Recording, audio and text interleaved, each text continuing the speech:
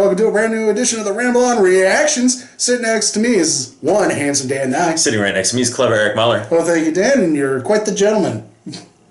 Pish posh.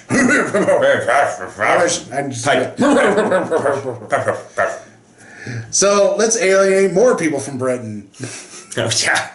I was just gonna let it sit there. I was willing to go to silence after that. Just nope, we're doing it. So Dan just got to watch one of his favorite directors do one of his favorite directing styles. He saw Guy Ritchie's The Gentleman. Yes. Gentleman, not The gentleman. Gentleman. It's plural. Oh, it is plural? The Gentleman. Gentleman. So it's and it's a little bit more like you make jokes like that, but it's set in modern times. You have Matthew McConaughey playing Matthew McConaughey. Kinda Matthew McConaughey, but as like a massive weed drug kingpin.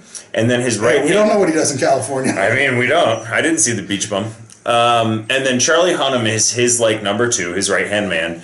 And then you have a whole bunch of other characters coming in and out who I will get to some of them. I say Matthew McConaughey is the main character because the story's about him, but the main character is really Charlie Hunnam because he's in the movie more than Matthew McConaughey. He has more screen time. He has more screen time, and the story is of Matthew McConaughey wanting to get out and wanting to settle up and like sell out to a guy who had more money and like wants to take over basically his drug business. And then the complications that arise there throughout. And then Henry Golding trying to strong arm him out and being like another gangster, but he like wants to come in and just take over his business. He doesn't want to pay for it. He tries to lowball him and like that doesn't go well. You don't lowball Matthew McConaughey. Yeah. And then Colin Farrell too, possibly stealing the show with like being in less than a third of the film. He's just so much fun. It's like in Bruges Colin Farrell. Nice. Like just being the quippiness and like seeing Colin Farrell do Guy Ritchie dialogue is just it makes me so happy. But that's more or less the plot. I don't want to, because if I do too much else, it'll get into it. It's also, you mentioned in one of the reviews we just shot about non-linear storytelling, and this does it as well. Most of this movie is, it's Hugh Grant's character, who is a private investigator, but also like, kind of like a sleuth, but he's willing to sell the story to the head of a tabloid, more or less. Played by Eddie Marsden, who if you saw, he was kind of the big bad in Deadpool 2. Yeah, no, he is. And so that's the whole movie is told as Hugh Grant recounting everything that happened to Charlie Hunnam. Yes, exactly. I would say maybe like 2/3 to 3/4 of the movie, not the entire movie. And then the movie ends.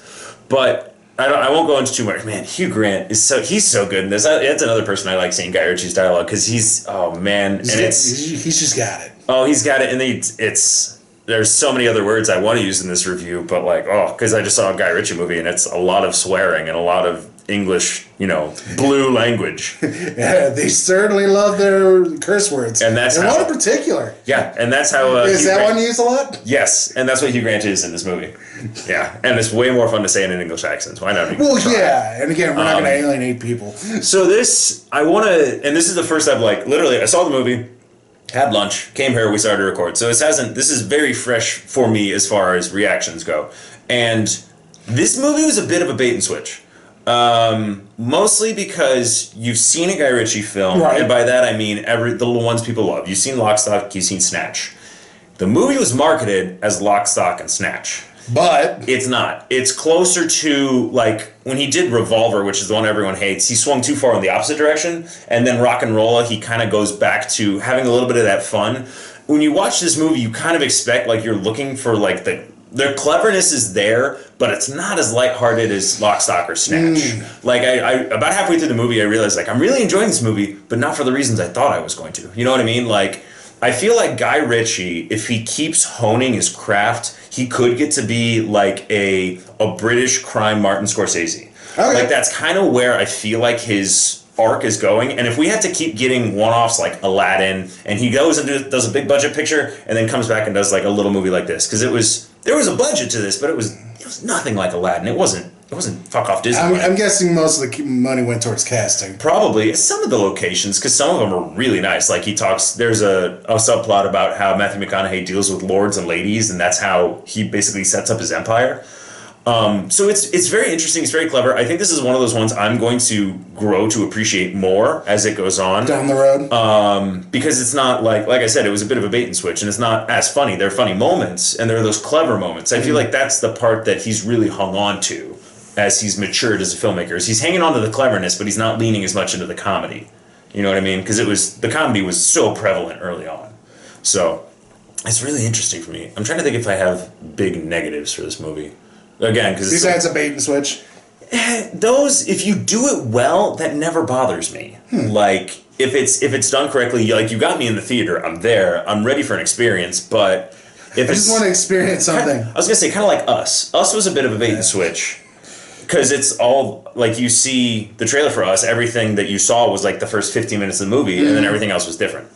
But this doesn't have the gravity of Us. It's just, a crime caper. I like Henry Golding. I want to see him in so much more stuff. They literally say, I know he was up for the part, so it's really interesting. They put this line in there that he's kind of like a gangster James Bond.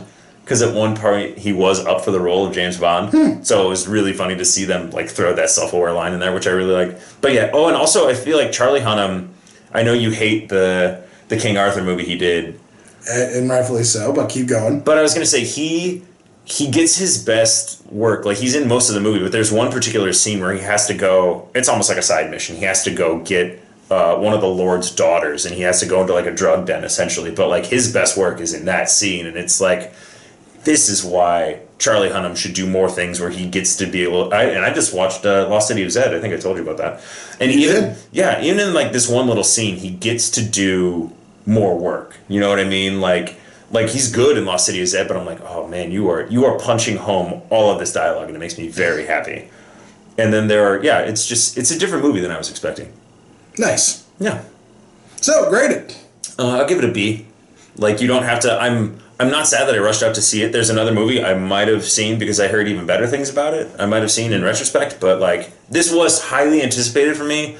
I don't know if it'll rise or fall as the time goes on. As the year goes on. I mean, what was the last time a movie from January made one of our top 10s? Was Split on there? No, I think probably the closest would probably Get Out or Us. Those are both February. Well, but you had Deadpool, you had John Wick, like other really good movies. Yeah, but in February. I don't think Deadpool or John Wick or Black Panther. Ooh, that might have made one. Yeah, so February has once. I think it was either Deadpool, because the first Deadpool came out, because remember it was marketed as a Valentine's Day movie. Right. So once Deadpool came out, they're like, oh, people will go see movies in February. So no, 300 was the first one to do that. Wow. But 300 did not make Deadpool money. No, but it made enough money for people to go like, hey, maybe we don't need to just dump on February. It's true. And even the one of the ones we haven't reviewed made a lot of money was Bad Boys. That's right. So, but yeah, The Gentleman, worth a watch. Don't go out of your way. It's good. Good to throw on. Don't expect Snatch 2.0 because it's not that. But expect, some solid storytelling and some good, clever twists. All right, that was Dan's final thoughts on The Gentleman. So if you have any other thoughts or you'd like to disagree or agree with Dan, please let us know in the comment section below. Please down there, subscribe, all that fun it's stuff. Over there. There's a bell you can share. You can share. We share. We're sharing a lot right now, even though no one asked us to. Hi, Void. I think somebody who had like a Twitter account that was called The Void commented back at one point. It really made my day. Yeah. We did it. We did it. So, Handsome Dan, Clever Eric Mahler, anchors away. Ramble on.